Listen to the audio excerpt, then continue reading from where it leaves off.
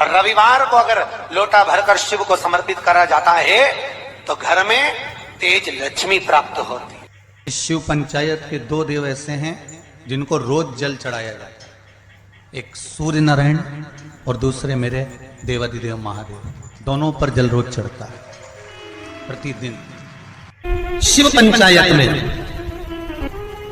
गुड़, चावल, लाल फूल और लाल मिर्ची के 11 दाने पानी के कलश में तांबे के लोटे में लेकर हाथ को ऊंचा कर कर नेत्र, नासिका, वक्षस्थल के सम्मुख में जो सूर्य नारायण को अर्घ देता है, जल चढ़ाता है, पर जो सूर्य को अर्घ रविवार के दिन दे देता है, अगले रविवार तक पैसे की आवक आना प्रारंभ हो जाती है। जो आज तक फोन नहीं उठाता वो फोन। बहुत ध्यान देना इस कथा पर। शिव के मंदिर में कभी भी जाओ, तुम्हारा बेटा कोई नीट का एग्जाम दे रहा है, कोई कंपटीशन एग्जाम दे रहा है, तुम्हारी बेटी कोई परीक्षा दे रही है, तुम्हारा बच्चा, बेटा बेटी, पति पत्नी कोई भी कोई एग्जाम में बैठने का प्रयास कर रहा है, पहले तो उससे कहो कि अपनी मेहनत 4 गुना कर, खूब पढ़, परिश्रम 4 गुना कर। और मान लो 5-6 बार दे चुका, 2-4 साल हो गए, 5 साल हो गए, तो फिर उससे कहो शंकर के मंदिर में 7 दुर्वा लेकर। कितनी दुर्वा? यहां क्या बोलते हैं झारखंड में? दुर्वा कि दूब बोलते हैं? दुर्वा। 7 दुर्वा शिव के मंदिर में लेकर, जब जल का पात्र साथ में, 7 दुर्वा को नीचे की ओर रखो हथेली पर, जल का पात्र हाथ में लेकर भगवान देवादिदेव महादेव को जल समर्पित करो।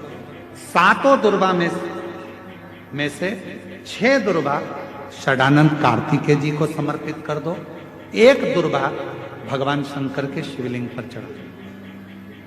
अपने हाथ की 3 उंगलियां शिवलिंग का स्पर्श करो और अपनी कामना कहकर, बाबा बहुत एग्जाम दे चुका हूं, बेटा बेटी ने बहुत परीक्षा दी है, हो नहीं रहा बाबा, अब आपके भरोसे है।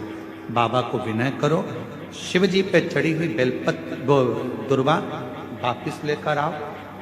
जिस बच्चा जब एग्जाम के लिए जाए, परीक्षा देने के लिए जाए, उस दिन वो दुर्वा को अपने मस्तक पर प्रणाम कर कर, नमन कर कर, षडानंद कार्तिकेय का स्मरण कर कर फिर एग्जाम के लिए पढ़ाई अच्छी करना, दिल से करना, मेहनत ज्यादा करना, और एक बार ये प्रयोग कर कर देखना, मेरा षडानंद कार्तिकेय सफलता जरूर प्रदान करे। 6 मुख से षडानंद कार्तिकेय जी का जो वर्णन हमारे शिव महापुराण में किया गया है, स्कंद पुराण में किया गया है, षडानंद कार्तिकेय जी फल शीघ्र प्रदान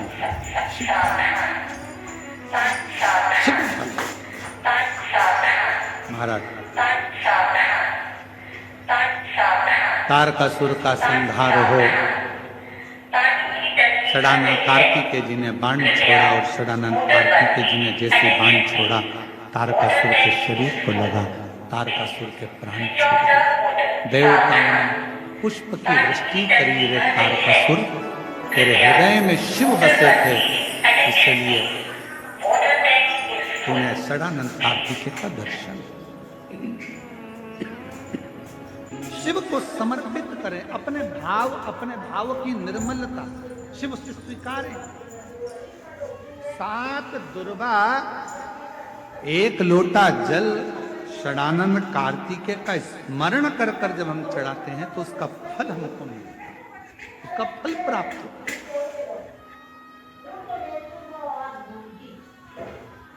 उसका फल हमें मिलता है।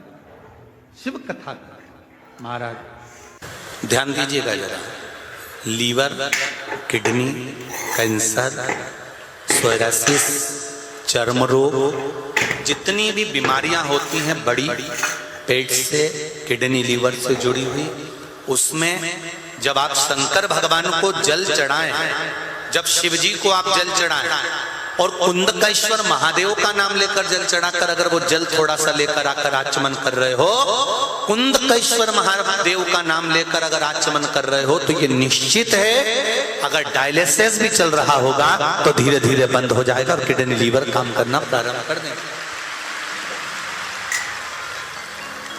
कौन से महादेव?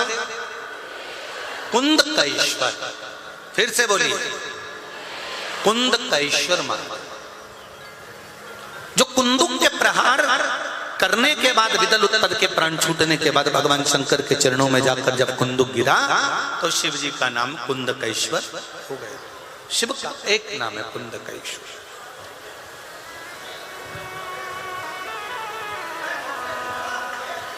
एक बात और ध्यान रखिए, जब प्रयास करना, प्रैक्टिकल भी करना, ठीक है? और प्रैक्टिकल जरूर करा करो। प्रैक्टिकल करने में कभी पीछे नहीं हटना। कहीं सीओर वाला महाराज झूठ तो नहीं बोल गया, इसलिए प्रैक्टिकल तो कर लिया। प्रैक्टिकल करने में बिल्कुल पीछे मत हटो तुम तो। जब कभी पेट में बहुत तेज एकदम दर्द उठ जाए, बहुत दर्द उठ जाए, और किसी भी तरह का दर्द, और आपको लग रहा है कि बहुत दर्द उठ गया, महाराज एक पात्र में जल लीजिए।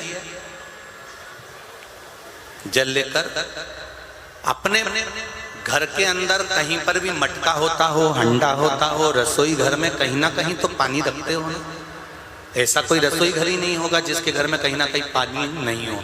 अगर पानी नहीं होगा तो आरओ लगा होगा, वहां आरओ के पास भी खड़े हो सकते हो। पानी का कोई भी एक स्रोत, क्योंकि रसोई घर में जहां पर भी पानी होता है वहां हमारे पूर्वजों का, हमारे पितरों का स्थान होता है। और हम कहते हैं कि हमारे पूर्वज पितर भगवान शिव के कृपा पात्र हैं, तो वहां खड़े होकर उस जल को आधा गिलास, एक कटोरी कुंदकेश्वर महादेव का नाम लेकर, 7 बार भी अगर कुंदकेश्वर महादेव का नाम लेकर उस जल को शिवजी का स्मरण कर कर उस व्यक्ति को पिला दिया जाए जिसके पेट में दर्द हो रहा हो। लगभग 10 से 15 मिनट लगेंगे और धीरे धीरे धीरे धीरे दर्द समाप्त होना प्रारंभ हो जाएगा। कुंदकेश्वर महादेव का स्मरण। जिस व्यक्ति की नौकरी नहीं लगती, सर्विस नहीं लगती, हर जगह पर अप्लाई कर रहा है, बार बार इंटरव्यू देने जा रहा है, लगातार उसको अगर सफलता प्राप्ति नहीं हो रही है तो धतूरा ढूंढो। धतूरा कहीं बाजार में नहीं मिलेगा, किसी वृक्ष से धतूरा तोड़ लिया, कुछ मत चढ़ा, तू शंकर जी के मंदिर में जाकर तेरा नाम और गोत्र बोल और शिव जी को धतूरा चढ़ाना चालू कर दे और बाबा से विनती कर, धतूरा चढ़ाना चालू कर। अब धतूरा कोई बहुत कीमती होता है क्या? बहुत पैसे का मिलेगा क्या? कहीं पे मिल जाएगा। धतूरा तोड़ और चढ़ा शंकर जी को। रोज नियम बना ले कि एक धतूरा मैं शंकर जी को चढ़ाऊंगा, प्रतिदिन चढ़ाऊंगा, शिव जी से जाकर निवेदन करूंगा प्रतिदिन। शंकर जी की प्रिय वस्तुओं में धतूरा, बेलपत्र आदि आदि की तो है, क्या है? चढ़ा रोज एक धतूरा, फिर वही धतूरा जिसकी यहां तू इंटरव्यू देने जा रहा है उसी के सिर पे चढ़ गया। जो तूने शिव जी के चढ़ाया वही धतूरा वहां चढ़ा है, तो क्यों चिंता करता है? जब व्यक्ति के जीवन में कोई राह नहीं सूझ रही हो, कोई मार्ग नहीं मिल रहा हो, तब ये शिवलिंग है, जरा समझिएगा। एलईडी पर आपको दिखाया जा रहा है। मान लो ये शिवलिंग है, ये जलाधार है, ये जल यहाँ चढ़ाते हो तो वो पानी बहकर इधर आता है, जल बहकर इधर आता है। मान लो कोई राह नहीं दिख रही हो, आपको लग रहा है कि मैं बहुत फंस चुके हूँ और निकल नहीं पा रहा हूँ, मार्ग नहीं मिल रहा। थोड़ा सा लाल चंदन जहाँ ये जल बहता है इसके दोनों ओर, इधर गणपति इधर कार्तिकेय, थोड़ा थोड़ा लाल चंदन दोनों जगह पर लगाना प्रारंभ करो और उत्तर की ओर मुख कर कर दक्षिण में खड़े होकर शिवजी को जल चढ़ाना प्रारंभ करो। 3 या 4 दिन तक आपने अगर दोनों जगह पर चंदन लगाकर दक्षिण में खड़े होकर उत्तर की ओर मुख कर कर भगवान के शिवलिंग पर जल चढ़ाया। पहले लगाना चंदन दोनों ओर लाल, और फिर जल चढ़ाना। 3 से 4 दिन में स्वयं मेरा भोले बाबा आपको मार्ग निश्चित कर देगा और रास्ते क्लियर कर देगा। ज्यादा दिन नहीं, 3-4 दिन। कोई मार्ग यदि निश्चित नहीं। अच्छा, कई लोग ऐसे भी होते हैं कि वो केवल ये सोचते हैं कि हमने ये कर लिया और इसमें, ऐसा नहीं। शिव महापुराण की कथा कहती है कि आपको साथ में परिश्रम भी करना पड़ेगा, थोड़ी मेहनत भी करना पड़ेगा। सूर्य नारायण भगवान को स्टील के लोटे से या चांदी के लोटे से या पीतल के लोटे से या प्लास्टिक के लोटे से या कांच के बर्तन से जल चढ़ाने से आयु छिन्न होती है। क्या समाप्त होती है? आयु।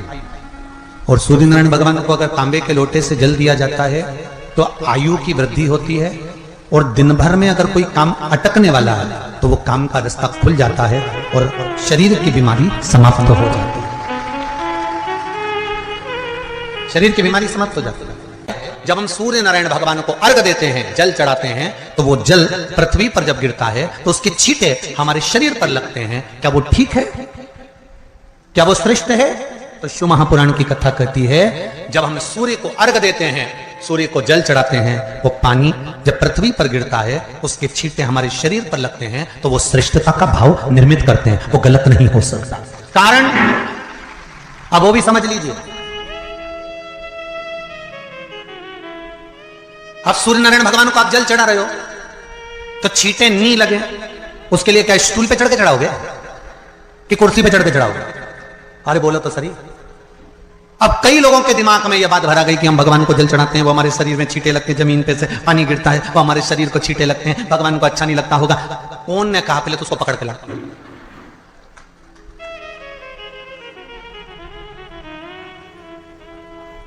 क्योंकि मेरे राम जी महाराज, मेरे भगवान कृष्ण, बड़े बड़े संत, साधु, सन्यासी, तपस्वी, साधक, उपासक जितने भी हुए, जिन्होंने सूर्य की आराधना करी, इन्होंने टेबल पे चढ़कर या कुर्सी पे चढ़कर जल नहीं चढ़ाया। इन्होंने पृथ्वी पर खड़े होकर ही, क्योंकि पृथ्वी तत्व के देव ही शिव। जब हम मृत्यु लोक पर खड़े होकर, पृथ्वी पर खड़े होकर भगवान शंकर का भाग पृथ्वी तत्व को धारण कर कर जल को हाथ में लेकर जब समर्पित करते हैं और जो जल नीचे गिरता है वो शरीर पर अगर लगता है तो हमको उसका आशीर्वाद ही प्राप्त होता है, दोष नहीं लगता। पर लोगों ने इसको विपरीत कर दिया। कि कौन ने विपरीत करा? कई लोगों ने इसको विपरीत कर दिया। कौन ने विपरीत करा? तो जो दूसरे धर्म के लोग होते हैं, जिनको हिंदू धर्म से नफरत होती है और जो हिंदू धर्म की पूजन, सेवा, अर्चना को समाप्त करना चाहते हैं, वो धीरे धीरे धीरे धीरे कहने लगे कि सूर्य को जल चढ़ाओगे तो शरीर में लगेगा, शरीर में लगेगा तो दोष लगेगा। इसको कह कहकर घर घर में सूर्य को जल चढ़ाना लोगों ने बंद कर दिया कि आप जल चढ़ाएंगे तो दोष लगेगा, शरीर पे छींटा लगेगा, शरीर को ऐसा लगेगा। ये दोष नहीं है। कितनी सुंदर बात है महाराज। सूर्य नारायण भगवान को जब जल चढ़ाया जाता है, हाथ सिर से 8 इंच की दूरी पर होना चाहिए। जम के बोलिए, सिर से कितना ऊंचा होना चाहिए?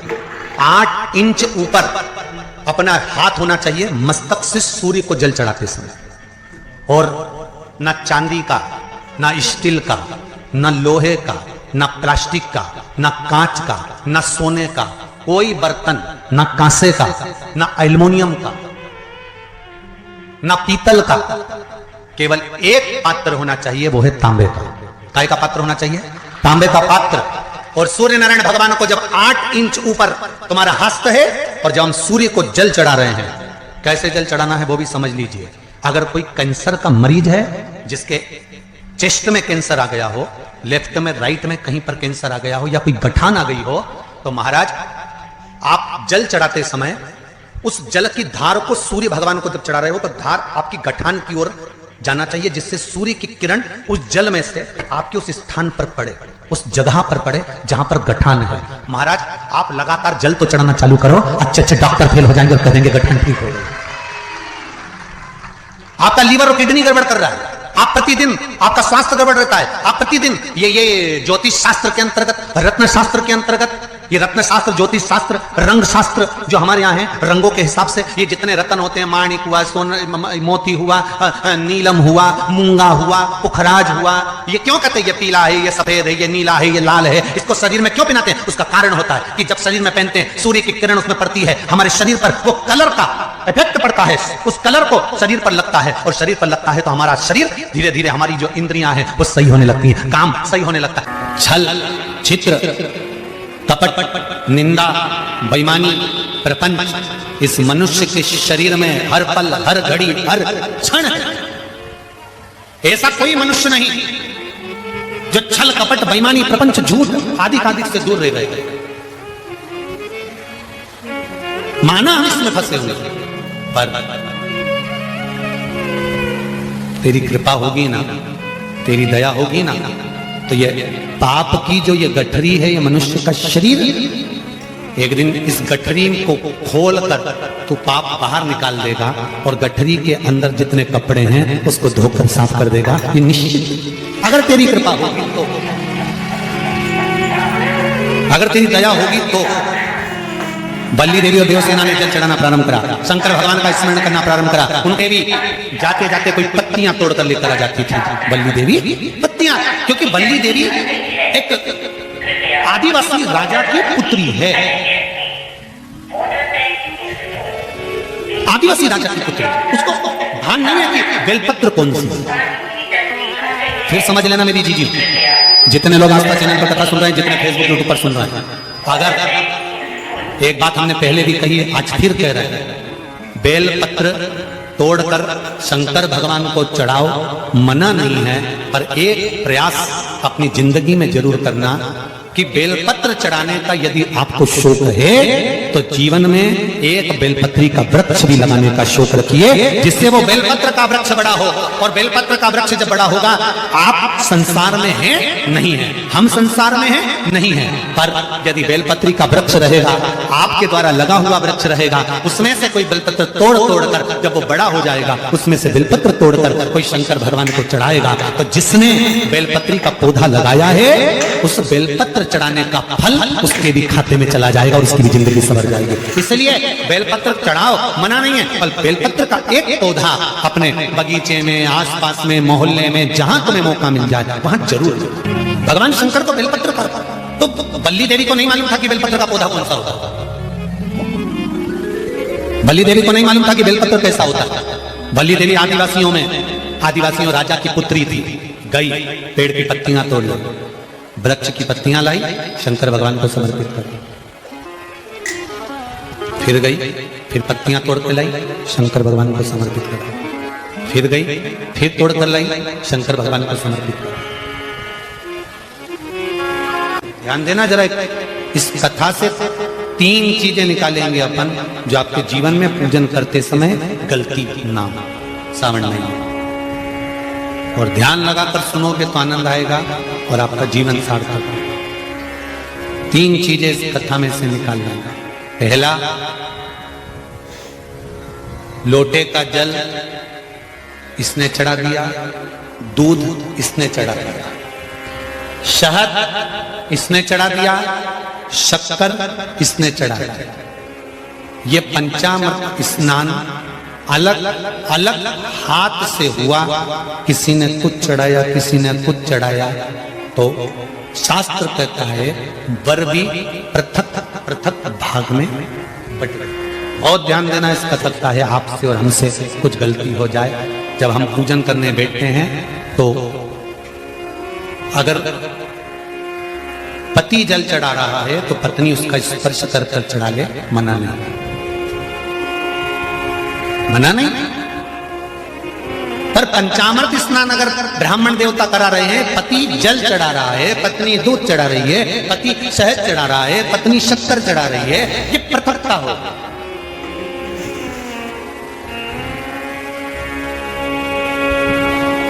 या तो दोनों को जल चढ़ाना, दोनों को दूध चढ़ाना, दोनों को शक्कर चढ़ाना, दोनों को। कितनी सुंदर बात है पशुपति व्रत की कि प्रसाद जो शंकर भगवान के मंदिर में एक हिस्सा लेकर आते हो, उस हिस्से को भी पृथक नहीं करा जाता, उस हिस्से को भी जिसने पशुपति व्रत करा है, एक हिस्से का प्रसाद उसी को खाना है, यहां तक है कि दूसरे को नहीं देना।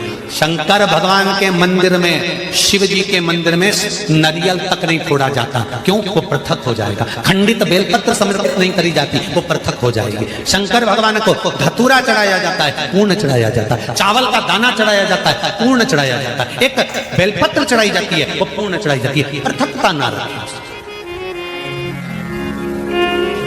अगर बल्ली देवी और देवसेना दोनों अगर जल चढ़ा रही थी तो दोनों हाथ में जल के पात्र होते और दोनों चढ़ाती, पर एक जल ये चढ़ा रही थी तो एक जल का पात्र ये चढ़ा रही थी। उसने कहा कांवड़ की यात्रा है, एक डंडे में एक लोटा बांध, एक तुम लेकर चलो एक हम लेकर चले। नहीं नहीं नहीं, जल ले जाओ, मंदिर तक भी ले जाओ, पर चढ़ाते समय अगर तुम चढ़ा रही हो तो जल के दोनों पात्र तुम्हारे हाथ में होना चाहिए, दूसरा नहीं। जल की पृथकता नहीं, पृथक भाव। फिर ध्यान दो दूसरी बात, शंकर भगवान के मंदिर में जाओ, शिव की स्तुति में जाओ, पति और पत्नी दोनों विचार कर कर जाना। सुनो जी, मैंने पशुपति व्रत करा, आपकी नौकरी के लिए करा। सुनो, मैं शंकर के मंदिर में आपकी नौकरी मांगने जा रही हूं।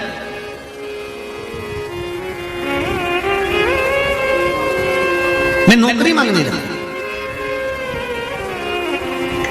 अब शिव मंदिर में आप गए, व्रत करा था, पति को भी साथ ले गए, दोनों ने प्रणाम करा, शंकर भगवान प्रसन्न हो गए।